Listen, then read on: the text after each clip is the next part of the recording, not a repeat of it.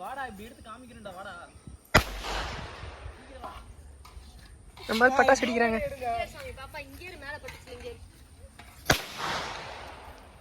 இது என்ன கையே தான் ஆவலியா நினைக்கிறேன். காதே தான் ஆவலியா? என்ன கலரே வராத மாதிரி இருக்கு. அதான் பிரியாணி. பாரு ஆனா எல்லாத்தையும் ஒட்டுக்கா பிடிச்சிக்கலாம். இதாங்க எங்களுக்கு தீபாவளி. தீபாவளி தீபாவளி. எங்க வீட்டுல கூட மூக்க முடியாம கிடக்குது. அரிசி வேகமா புரியுது போவோம். வாடா டேய்.